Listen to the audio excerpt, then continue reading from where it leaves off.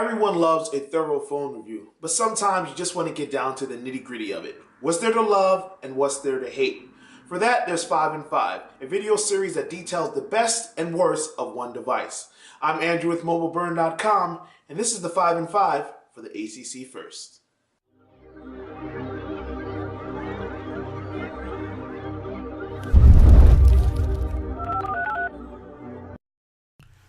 Let's start with the things you love. Number 1, you don't have to be a giant to use it.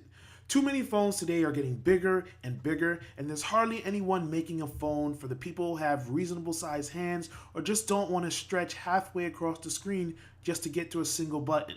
If you're one of those people, the HTC First is definitely reasonably sized. And aside from that, it has a nice polycarbonate back. It's not smooth, it's not scratchy, it's just average run-of-the-mill and comfortable to hold, which is also great because the side has these half circles that rest nicely in your palm. So with the small stature, it's very good to hold.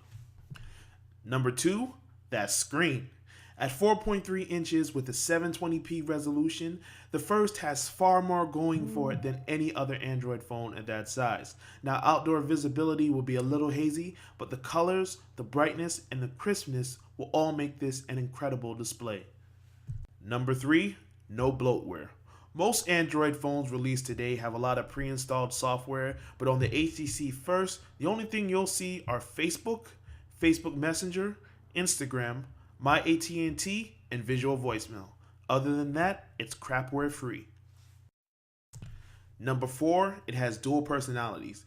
Facebook Home has its merits, but it's not for everyone. Thankfully, you can just turn it off and get a mostly stock Android experience. The Android 4.1 software will show the standard launcher, and all of the apps will be skin-free. It's going to be the same contacts and calendar app that you typically see on stock Android. Best of all, Facebook doesn't get in the way of this, and you can easily switch between the two if you want to. And finally, Facebook Messenger. Now, we all know you can send messages to your friends on Facebook, but the great thing about this app is it also allows you to send SMS messages. Now, you will have to pay your standard text message rates when sending SMS, but it's nice because it integrates everything into one app.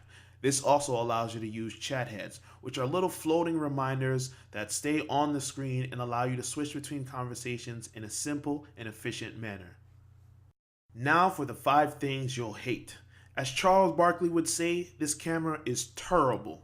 The interface is lacking, the focus is slow, and the pictures are just not good at all. The 5 megapixel rear lens is awful, and the 1.6 megapixel front-facing camera is only tolerable.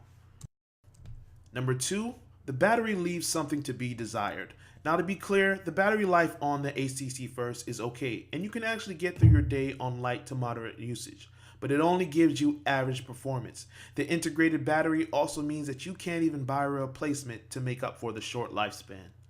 Number 3, photos displayed on Facebook Home often look like crap. Now, pictures are usually taken in landscape mode, but Facebook Home is designed to be viewed in portrait mode. This leads to images being zoomed in, cropped, and looking like they were overly compressed. Even when you change the setting to display high-quality images, it looks definitely low-res. The problem gets especially bad when your friends post cell phone pictures or cross-posts from Instagram. Sadly, Facebook Home just doesn't look very welcoming sometimes. Number 4, butts, boobs, and beefcakes appear without you having anything to do with it. Now, Facebook Home shows updates from your friends, but also images that they like, and some of those images are not safe for work.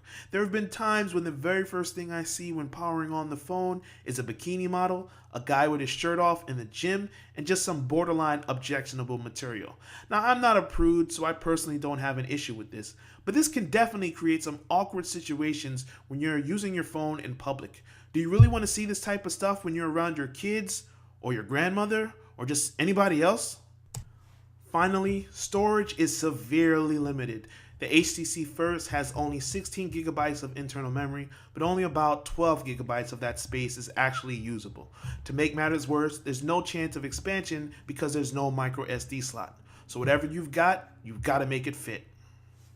So now we have to ask, can you put up with a terrible camera and some shaky software if it means you get a 1.4 gigahertz dual-core processor, a solid build, and it only costs $99?